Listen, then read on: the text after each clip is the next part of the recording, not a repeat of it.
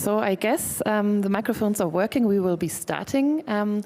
Welcome everybody this morning for our talk about NFTs and with Tezos and at Basel Conversations. And my name is Johanna Neuschäffer. I'm a co-founder of Office and Part. We have a multi-dimensional space and platform for contemporary art / gallery in Berlin. And I'm very happy to introduce the panelists with me, and we will talk about art NFT collecting. And we have Kevin Abosch with us. Kevin is an artist. He is also an entrepreneur, but he's also an art collector. We have Kate Vass. Kate is also collecting art for a long time. She's also an entrepreneur, and she has a gallery in Zurich where she focuses mainly on, or also on digital and generative art. With us is Anika Meier. Anika is a curator, a writer. I would always call her a digital art expert as well. And we will talk also about collecting with her. And we have Kerstin Gold. She is an art market strategy consultant, and she's one of the co-founders of the Art and Tech Report, which recently released a report about art NFT collecting. And I hope you can hear me all very well. I would just remind you to put your phones on silent, and this talk will be streamed, sorry. So yeah, let's talk with you. Let's start with you, Kevin. Kevin, you are an artist, but you're also a collector, and you also collect digital art. You also make digital art, and maybe you can quickly explain a little bit or talk about your experience to how you became a collector besides being an artist. A pleasure to be here. Hi, everyone. I've been collecting art as early as I can remember. I mean, even as a child, in a sense, I would, in Los Angeles, I would scour the neighborhood when people would put out their rubbish and see if there was something that resembled art. And sometimes, like I remember, in an extreme example of fortune, finding a Kuniyoshi print from the 1800s that was just tossed out. Of course, I didn't know what it was until I brought it to LA County Museum of Art, and they told me what it was, and that was probably my first very fancy piece of work. But I think I said the other day, I tweeted the other day that I'm not sure I trusted artists who didn't collect work. Not to mean that they had an obligation to, like to put back into the community, or that there was an obligation to spend a percentage of revenue that they perhaps made. But I just can't imagine an artist who wouldn't want to surround themselves with either physical or immaterial objects of art that they care about. So yes, I'm very, very active and continue to be. In fact, I'd say it's accelerating. And is it accelerating more in the digital or in the physical way or world? I mean, yes. I would say by probably 95% of what I've been collecting in the last couple years is digital for I think obvious reasons. But I mean, and probably the pandemic had something to do with that as well. But yeah, sure. I mean, and I think if I look at the works, which are in the thousands actually of like NFTs that I've collected, I could break it into sections. The stuff that I just immediately, for the reasons why people collect art, I'm drawn to. I want to experience it, spend time looking at it. Then there's work that I just respect, and I want to support the artists. And even sometimes there are platforms that I just want to that I want to help move to the next step. So I think there are just different reasons why, but yes, like 90-some% for sure would be in the form of NFTs.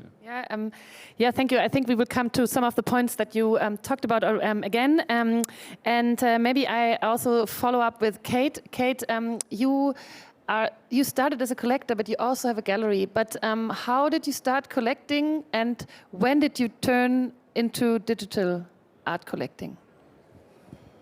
Well, thank you very much for having me here. I was always interested in art. My mother, she's a painter, actually. But I also have a musical education and very diverse kind of history. But like if you want to start collecting and want to make a difference with your collection at some point, or to build up some museum quality collection, you have to have a certain resources. So if you look at the market, or back at the time when I started collecting, also being a young woman, with a certain budget, right? You cannot really afford millions to build up a contemporary art collection and stuff like that. So I was actually just, thinking from the common mind, like what you can do. And the only area where you could actually make a difference with your collection was still photography. And photography is also something which came to art market and was not accepted from the beginning, right? It made a journey over years and years that actually, museums started to collect photography, and the private collections also kind of aided up a lot of photography works. And it was also a part of some sort of innovation and technology which took place while we had photography as a new medium. So digital art is basically similar, parallel to what was happening with innovation and technology taking place. New kind of tools were used by majority of the artists, to express themselves, which is a normal way in contemporary art. Therefore, if you could add to your collection some digital works, I did.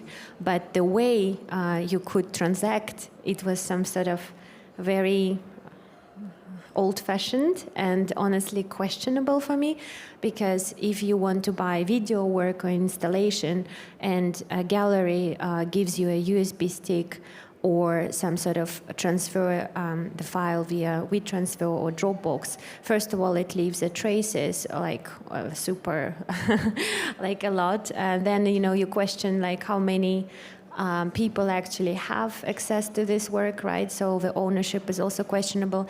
Okay, you have a COA with a stamp of the gallery and with the signature of the artist, but still you're not fully satisfied because some sort of like it's in the air, right? Like the digital file, like somewhere there. So with the gallery, like it's been specialized in generative and digital art. That was my key question, to make sure that both artists and collectors don't have these questions of ownership, provenance, authenticity. And I think NFTs, just, to move forward, were like a perfect answer for the naturally digital art. So yeah, me being a collector for photography as well, I remember now it's 10 years ago, I was an iPad show in New York, and I was questioning why don't you sell me a digital file? Because, for the contemporary photographers, for example, I was not interested in the print. I was interested in an actual digital file because they use the digital cameras. I mean, if it's not a vintage photography from the beginning of 20th century, right? And people were looking at me and was like, "You're crazy. Why would you need a digital file?" I was like, "Well, because this is what was actual work, right? Like this kind of arrested moment in that specific way, and that was a digital file, and then I will decide if I want to print it or not and how big I want to print it." So yeah, that was kind of my, apart from other reasons, how I came naturally to this space and opened up a gallery to make it a bit different, transparently affordable for the collectors and also for new generation of collectors who wants to build up some sort of art collection, make a difference, have a certain focus, in an affordable way and in a transparent way. Thank you. Anika, I have a question for you because you are a trained art historian. You curate a lot. So what is important for you when you look at digital artworks to curate or for putting them into exhibitions or value them as collectible objects that you would like to have in your wallet? So what do you look at, or what is important for you? Good morning. Thank you everyone for coming that early to a panel at Art Basel. I know it's very early for the ones of you who have been out yesterday night. It's really funny, you've just mentioned the title of Kevin's solo show. She just said Of Value. Have you heard that? So the title of Kevin's solo show is Of Value. I curate that. It's going to be on view. Sorry for the short promo part. It's going to be on view in Linz at the Francisco Carolinum. Yeah, I mean, as an art historian, you always look for historical relevance, right? It doesn't even, yeah, sometimes it has to be something new. And when it comes to NFTs and the blockchain, does an artist use the blockchain in a new way? Or is it just, you know, JPEGs minted as NFTs? So I think that's super important. Yeah, and when it comes to collecting, I sort of like, because I'm a curator, I always felt a bit weird to collect art, because you are sort of in a strange position, because I can put artists in museum shows, and then I always felt weird to also own their work. But now I think like, I really want to own the work, right? So, and also, so far I only collected books, and I had like really thousands of books, and then I had to get rid of some because it was simply too many. And then I figured out it's really great to collect NFTs because you actually don't need any space for them, right? You can have as many as you want. Like I had thousands of books. I mean, there's an end to it, but with NFTs you can just collect them. And the most beautiful part is if an artist uses the blockchain as a medium, for example, the Mutant Garden Cedar by Harm van den Doppel, a Dutch artist, or the Gazers by Matt Cain, the work really changes. Like with a painting, you have a painting, right? And then it's a painting and it looks always the same.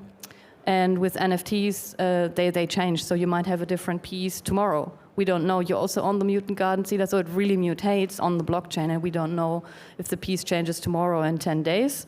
I think that's super interesting to have a collection that might look different in a couple of days.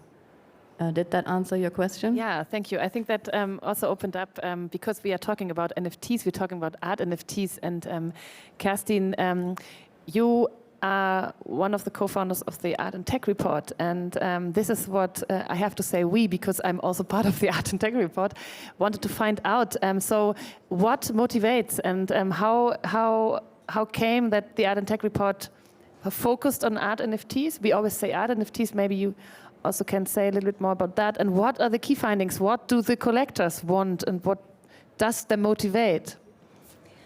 Yes, thank you also from my side for having me. And coming to the Art and Tech Report, I think it's important to understand that the main aim or objective was to really truly understand buying behavior and collecting motivations from a collector's point of view, and maybe also examine if there are or might be any differences between NFTs in general and art NFTs in particular. So I think summing up the most important key findings, I think we might have to start with something very simple but still very bold, and that is that according to the respondents, it's all about art. So the respondents confirmed that they do value art NFTs primarily as artworks, and 90% of them said the most important factor when buying and choosing art NFTs is their appreciation of art. That's what they choose because they love it or it appeals to them. And being asked about what makes a good art NFT, it's the artistic concept.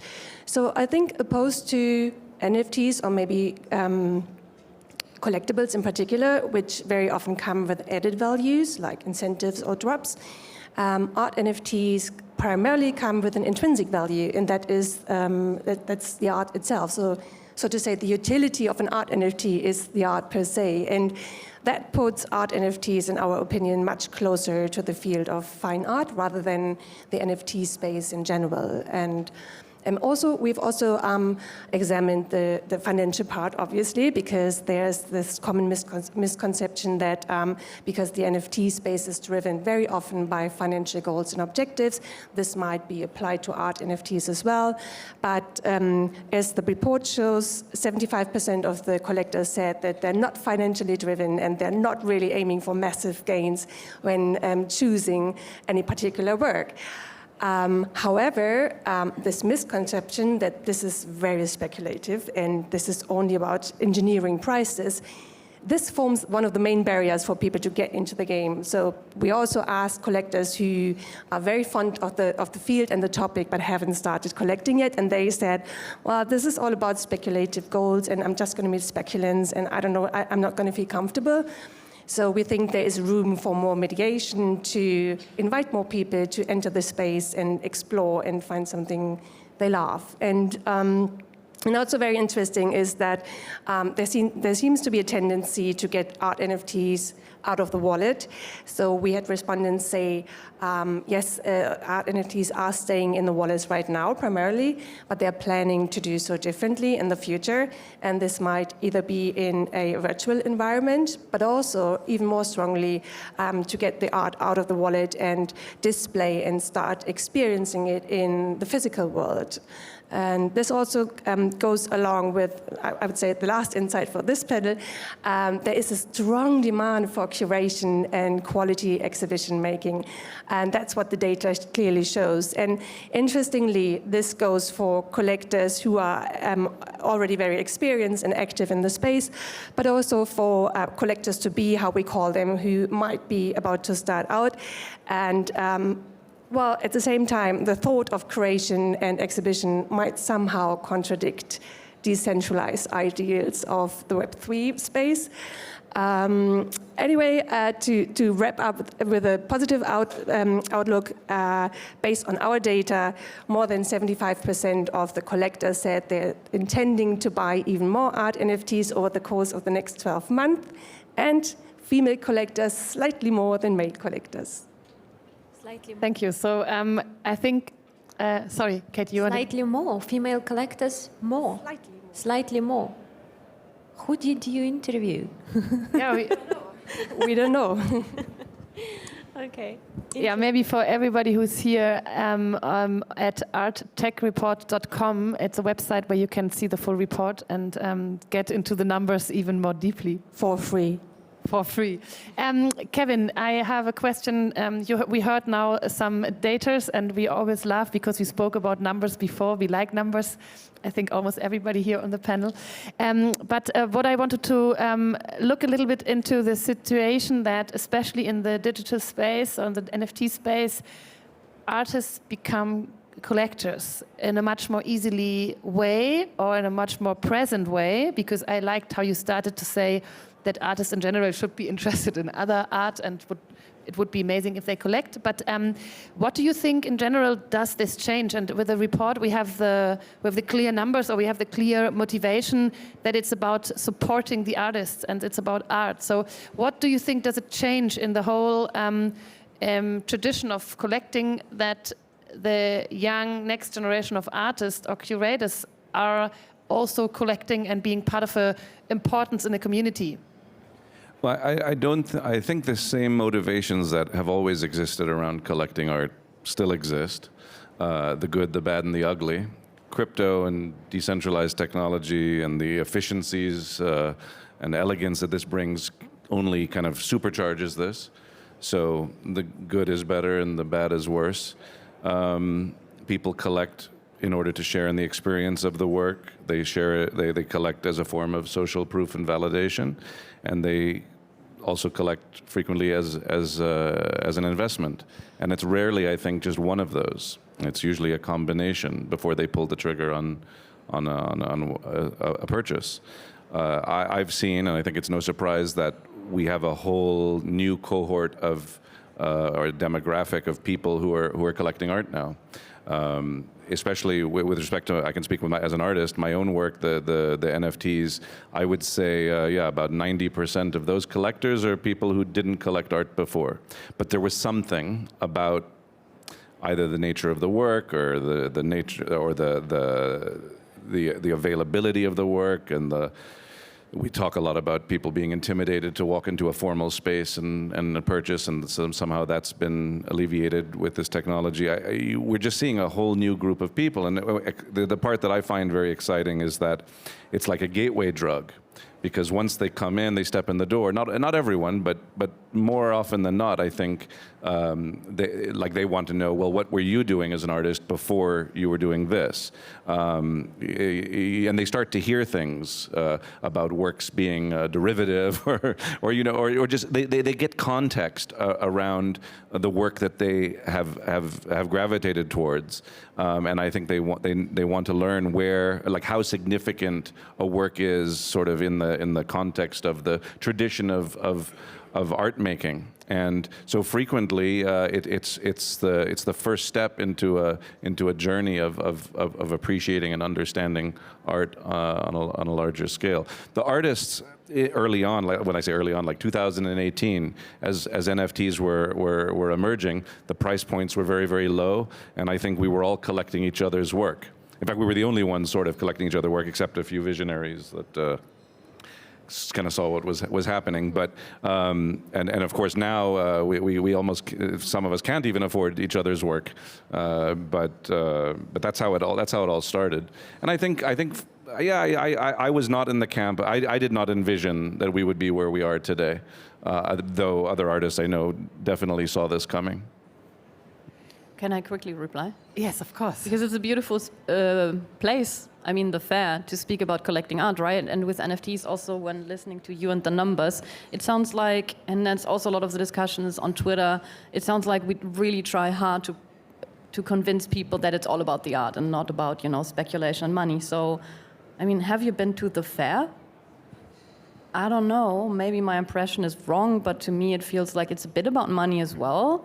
And then just maybe a bit, but then I was on a tram yesterday, right? And there's TVs and these things, and there's a Louise Bourgeois spider up there, and I think it sold for 40 million. Did it sell, or did I just read too slow or fast? I don't know. I think it sold for 40 million, right? I mean, where's actually the difference between the NFT space and the art space? Because I mean, it has always been about money, and people want their money to be safe, right? With NFTs and with art. I mean, do traditional art collectors actually buy work? They think, oh, I just buy it to hang it on the wall. I mean, people who go to the fair and collect? I just throw this in. Also, it's lovely that you're talking about art NFTs, because the problem that this so-called space suffers from is, from the beginning, there was the conflation of collectibles and art, which is not really something you have in the fair here. And so we're still kind of reeling from this hyper commercialization, marketization, you know, frenzy around, you know, multi-million-dollar cartoon animals, which we're not going to get an argument whether that's art or not, but it somehow seems like a parallel universe. And so the prices, the market dynamics, the gamification, the decentralized gambling game, all of that, and you talked about added utility, whether that's a roadmap and you're going to get access to some club in Ibiza or something. All of this stuff has strangely bled over to the NFT art world, as if it were a best practice for young artists that they need to do, and set up a Discord and do the things that these collectible brand big corporate projects were doing. And so that's why I think to a casual observer it could seem sort of perverse and ugly at times, but it's no more perverse than what we see here on the floor. Do you have a Discord? I don't. Do you sell art? Yes. So you don't need a Discord, right? Good. I would like to ask Kate, especially about communities, how you approach your collectors. I mean, Anika said, "Do you have a discount?" I don't have Discord. Yes, but I think it's interesting because you have a gallery, you work with digital art. Do you feel that there is different approaching another next generation, maybe a artistic generation or artist generation who's collecting, than the traditional collectors that you work with? Is there a difference? Well, actually, I just wanted to also follow up a little bit on what has been said. I think, you know, generally, art market is not regulated, right? Or it's not regulated as much as any other markets. Therefore, we do not, it's like whatever happens in traditional art market is just behind the scenes, that it's not visible for the majority of people, right? And for some sort of wrong reasons, you know, like people point out also social media and stuff like that. Yet, you know, crypto is all about scamming, frauds and stuff like that. Yes, but not much more than what we have already existing in traditional art world. We have forgeries, we have huge scams. I mean, Nödler Gallery, I mean, huge scandal, $80 million of forged paintings and business like that, you know. Also, Sotheby's Christie selling fakes and stuff like that. I'm sorry, I have to say it on panels. But nobody talks about that. Everybody talks only about, oh my God, like copyright issues when you mint another OpenSea PFP project, or not a PFP project, or just somebody copy-pasted it and wanted to sell it as a original work. That things actually with OpenSea, there are many cases like that, have been caught quite quickly, within 3 days to 1 week. People are monitoring the market and they're trying to stop it, and they are integrating some sort of policies and stuff like that. So actually, maybe yes, there are forgeries, yes, there are copyright issues, yes, there are some scams, and of course, but again, it's not coming because it's a crypto space or blockchain space. It's coming from the human nature, and the human factor is the key. So when it comes to collecting art, we do not see any difference, whether it's crypto space or traditional art space. They are speculators, they are flippers, and they are investors, and they are really true collectors who are passionate about art, who really would like to make a change, and who truly believe in things, regardless whether the transaction happens via blockchain or via fiat. Yeah, we didn't have any problems until it became a billion-dollar market. Yeah, I think it's very interesting. We have this talk about art NFT collecting and NFT collecting, and I think it's very important just to outline again that that this is about digital art, and it is about art. And I think we are all here on the panel as well to be educating in a way about the fact that there is an art market coming up, or is already there, for digital art, and this is what we are talking about. And still, I think there are differences and there are similarities that merge the traditional art market and the crypto art market. And this is why I think it's important to talk about the communities, about the next generation of collectors. And yeah, Kate, I would like to ask you the question. Communities, yes, sorry, I forgot about that. No, but it's fine, but I think I think it is important to speak about it. Definitely, but I think I'm the wrong person to speak about communities, to be honest with you. I think, about when you speak about communities, we better refer to Anika, who also runs talks and stuff like that, and really driving the communities quite, not quite, but successfully, to be honest with you, making a lot of difference in a digital space, because it's the hardest job of all. Not everybody can do that. And honestly, if I'm running a gallery, and I've just heard today that another gallery, I'm not going to name it, opened up a Discord space. Oh my God. It's a dead-end road. It's going to be it's a lot of toxicity, a lot of complaints and constant things like that. You want to be there for community. I'm there for my collectors 24 hours 7, which is actually wrong, because you also kind of spoil people in the sense. We also work with international clients, so we're basically exposed to all time differences. So when somebody calls or wants to urgently collect the work, please let's do the transaction at 3 o'clock in the morning, because it's in the United States, it's just early evening, and then you do a transaction for them because it's so urgent, and this urgency, this is something also what was very different from traditional art collecting and crypto space. So it's just the same stuff what we see in the normal kind of engagement with the collectors. It's like on steroids in crypto space, because it's just everything is quick. And for communities, I see there are many PFP projects. They are for communities. I personally relate to many which gender supportive or racial supportive, this kind of intent to help with charities. I think, it's a good purpose, and then, it makes kind of sense. But, as we already pointed out, it's only 11 or 14% of actual art in NFTs, and 65% is collectibles. So when it comes to collectibles versus art, it's a different way of how you communicate also to your collectors. So that's why when you told me, how do I communicate to my communities, I'm not doing collectibles, I'm doing art. I'm showing art, I'm curating, I'm working with curators, I'm working with artists like Kevin Abosch. He's not in Discord, I'm not in Discord. But Me if you want to neither. talk to me, I'm 24 hours available, like that. And I'm there to answer the questions. We let Anika do the dirty work. Yeah. I'm not on Discord. Yeah, Not but on Discord, but Just I on think, its own. you're on other channels. No, just one quick thing about collecting and your role as a gallerist and the community part. So I was at a dinner with collectors yesterday. It was really interesting, and then they were like, "Oh, you do NFT stuff, right?" And then I was like, "Yeah, and do you also do collecting, NFT things?" And they were like, "No." And I was like, "Why?" "Yeah, because there's no good work." And I was like, "What? There's no good work?" And I mean, like, where did you look, right?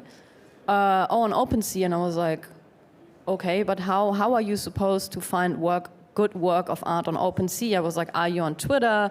Do you read the important NFT online magazines, like Right Click and Save and Outland? Where do you inform yourself, right? And in the traditional art world, we have fairs like Art Basel.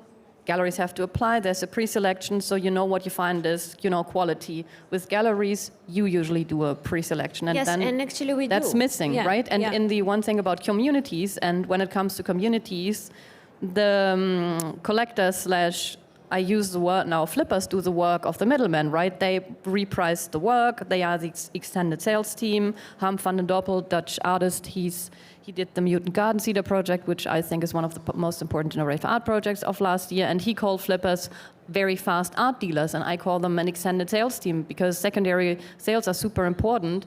And there's no sales directors in the NFT space, so you really have to rely on your collectors, and that they maybe even really flip the work. So I think the crypto space at some point figured out getting out of the middleman isn't like really the best idea, because now suddenly new platforms are there and they want to work with curators, and then I'm offered splits of sales, and I'm like, no, I don't want any split of any sale.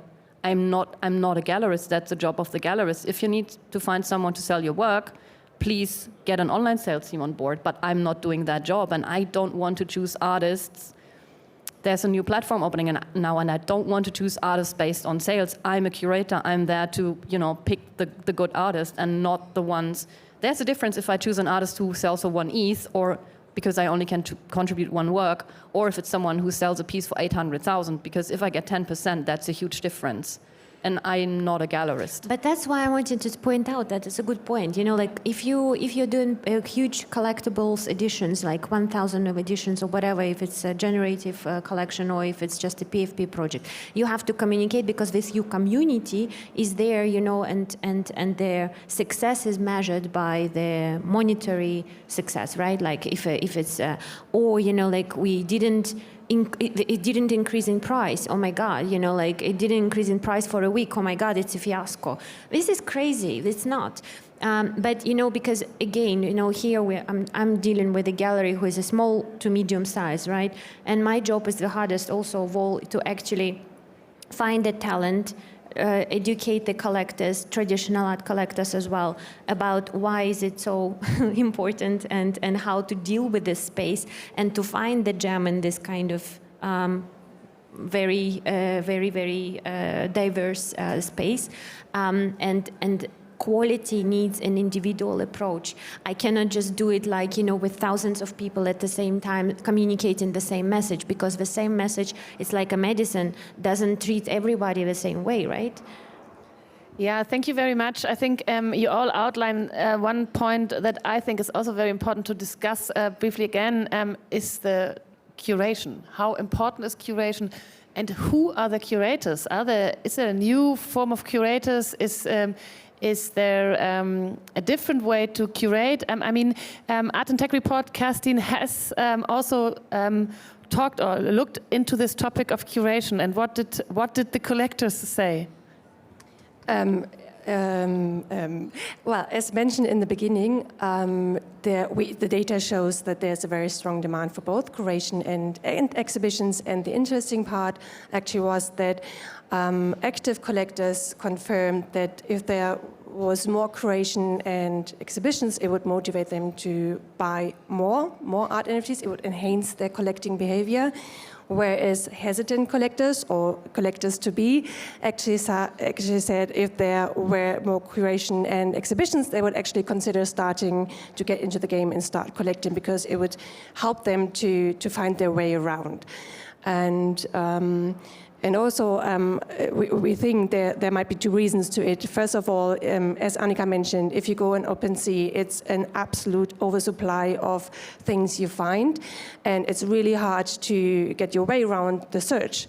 So curation would definitely help to navigate through the system and find works which are of quality and might appeal to you. But again, who's doing the curation? And he is actually the one who's doing the selection to provide this navigation through the platforms. But also, I think if we remember that the respondents said art NFTs, it's about art for them. So if we start thinking about art NFTs as art, and we know how we treat art in a traditional way, of course there's a desire to see the artworks placed in context, and that could very well be in a virtual context, but also in a physical exhibition, because that's what we do with art, right? We contextualize, we provide mediation, and we see work put in context to each other, and that's what adding to the work, and that's what's adding to the experience and how you experience art. May I reply to this? Yes, please. I find it really interesting. I mean, like I said, the crypto space was so eager to get rid of the middleman, and now everyone's screaming for curators, but I think what everyone is like screaming for are the middlemen who choose the work for sale, because it's not my job as a curator, and there's like really a confusion around the work. My job as a curator is not choose artists who are like the high sellers. That's the job of a gallery. That's totally not what curation is about, right? Also, all these marketplaces saying we need curators. That's not the job of the gallery. I'm very sorry. I mean it in a very positive way. I worked for Koenig Gallery and built up Koenig Digital, so I also worked for quite a big gallery. I'm totally fine with galleries, and I find it super important. And I think in 1 year time, things will be back to normal. We never exhibited anything which costs millions of dollars, actually. You know, every time whatever program we built up was the cheapest of all. I mean, come on, like I remember in 2018 we showed Manaloid works, $200. It was sold at Sotheby's for $800,000. And not because somebody was flipping it, actually everybody was holding it. Because nobody wanted to get rid of this work, you know. We were selling CryptoPunks in 2018 for $5,000. It was overpriced. That's what was the feedback of the collectors, overpriced. I was like, are you kidding me? I'll buy one. Because I don't think it's overpriced. Because digital item was already $5,000 on the secondary market, just at Lara Labs market, you know. And I think this is the job of a gallery to actually, yes, curate, show that these are the iconic, pioneering artists, and this is the program that you have to pay attention. This is the artists to watch. And then over time, please hold that in their collection. And eventually, if you're really tempted to sell and profit from that, there is nothing wrong with that either. But if you don't want to profit, but you just have additional value, that this is kind of artwork hangs on your screen or on your wall, and you know that it's actually appreciated thousands of times, you know, it also kind of warms your heart, and you're like, oh, I was a smart collector, you know, like I paid like $200 for that. But I'm not going to sell, right? So, yes, yeah. Not every gallery is just, doing, you know, for you're doing exhibition, but the job of curators on marketplaces is really like just pick artists, because you pick an artist and then they put the work on a website and period. That's not curating. Curating is like you said, and that's what galleries do, make exhibitions and so on, provide context, but marketplaces, they put work on sale and period. Exactly, and that's why, you know, like Super Rare was the only the gallery who actually quickly realized that the curation is the key point. And even though everybody from the utopian, very beautiful idea of let's avoid middlemen and middle women, curators or galleries or dealers in between, it just doesn't work like that, because at the end of the day, to serve and to deal with every collector, and you have thousands of them at the marketplace, and to deal with every artist, and there are thousands of artists at you cannot personally communicate to one another. And if you start communicating, if you start doing the same job of curation and paying attention to details and do the same job as a gallery, sorry, your margin is not going to be 5% anymore, it's going to be 50%. Yeah, thank you very much. I think this that curation is very important for the NFT space. I think we all agree. And what brings me to the question of where to show and how to show the NFTs or the digital artworks, and we talked about curation in whichever space. But it also brings me to the question: what do you do with your NFTs that you collect, or how? Anika, you're curating in Linz the show coming up now, and so how do you collect? But how do you exhibit the works, and how does it? And let's go a little bit into the traditional art world. How can you educate and contextualize the works? I think Kevin can give a beautiful example as an artist who created the work on a blockchain and how he found a way to exhibit it physically. Like Exactly. This is what I. Yes, please. This is what I was leading to. Oh, okay. I mean, the earliest crypto work I have, they were not NFTs. In fact, the earliest work had no visual associated with it. So all you had was the ledger confirmation that you own the work. But so that was highly conceptual work that I did manage to find ways for that to manifest in physical space, taking the contract address from the work of art and using that as a proxy, blazoned across either a piece of paper or as a neon sculpture. For me, it's just an absolute playground, the blockchain to this day. But no, for myself, just to kind of answer your question, I keep my work like everybody in a wallet. Some works, well, I travel a lot, so it's ideal. So, and I do. I regularly flip through. I am keen to find something that helps me arrange, kind of keep things in a certain order, so I can put some things off to the side and keep some right at the fore. At home, I cycle things on monitors. I don't like seeing, just as long as we're going through a list of things, I don't like seeing works that are square on 16:9 monitors, so I'm happy to see there is some solutions for that. Some works have an interactive component, so that has to be addressed. I know there are a couple solutions for that, that the monitors that track the motion of your hand, just like you'd be clicking around with a mouse. And we had touched on this earlier. One of the nice things about some of the works we're seeing from artists is that we don't know what the work is going to look like or the next day and how it's going to impact us. So I think this is evolving very quickly. The hardware through which we experience this work.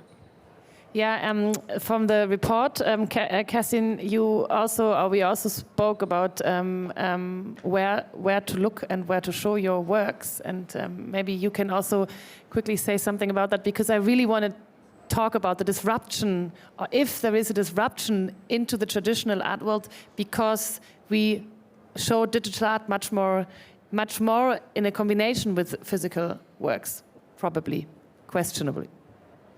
Well, based on the data, we know that people want to do something more than just having it sit in the wallet, and people were intending to do own NFT exhibitions virtually, also to cooperate with virtual galleries and museums, and some of them indicated they definitely plan to use it somehow in the metaverse, not being able to specify how. But then equally we could see a very strong demand bringing it out of the wallet. So to find ways to live with art NFTs, with digital art in the physical world, like you're used to when you collect traditional art. And so people were indicating they are looking for hardware solutions like displays and frames, which is not particularly easy at this very moment, beyond infinite objects. And also they were actually considering printing out the work and hanging it and displaying it in the way they used to. But in general, I would say you can see a tendency that immateriality, which normally is very important or goes along with digital assets in general, does not seem to matter as much when it comes to art NFTs. So there is a desire to bring it in the physical world, which makes art NFT maybe more relevant in the physical world and will lead to or will require different kind of display options. And I just came across an example of a New York gallery last week. It's called Web3 NYC Gallery, and they give away tokens to their collectors, and collectors are in a position to show and sell their work remotely on screens displayed in the gallery.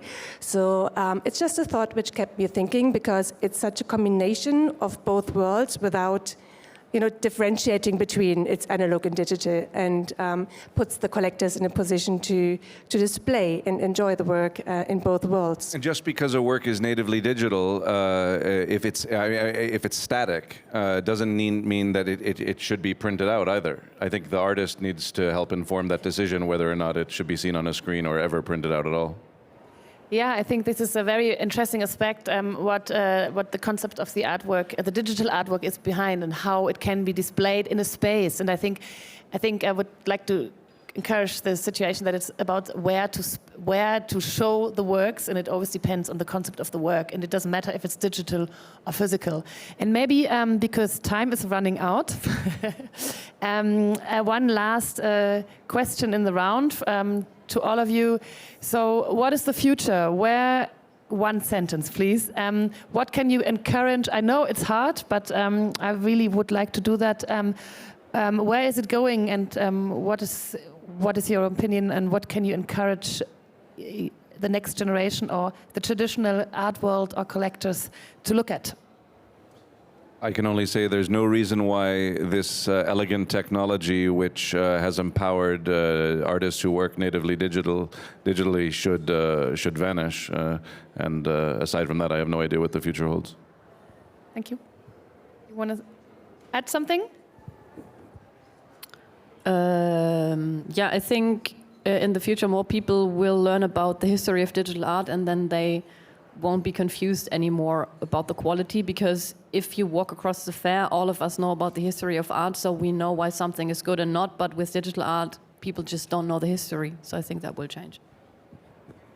I would add, in the near future, this panel might be included in the panel, the collectors' conversation, and we're just talking about art. I think both will be in the future, digital and physical. Yesterday I looked at the statistics and shocked me positively, because I was always assuming before that Generation X and Generation Y, they are more kind of only digital. But the new statistics which was published kind of surprised me in a way that the Generation X and Y, they tend to collect physical objects as soon as they can afford. So maybe my hopeful, wishful thinking, as that after they flip, they accumulate a little bit of a budget, they also want to see the physical component of any digital experience what they get, because at the end of the day, we are all human beings, right? So that's just my wish. Thank you, Kate. I think this is a perfect ending, and I thank everybody for joining this conversation today. Thank you very much. And yeah, we're all here if you would like to ask some more questions afterwards. And we just kindly ask if you can take the conversations outside as we prepare for the next talk as well. Thank you.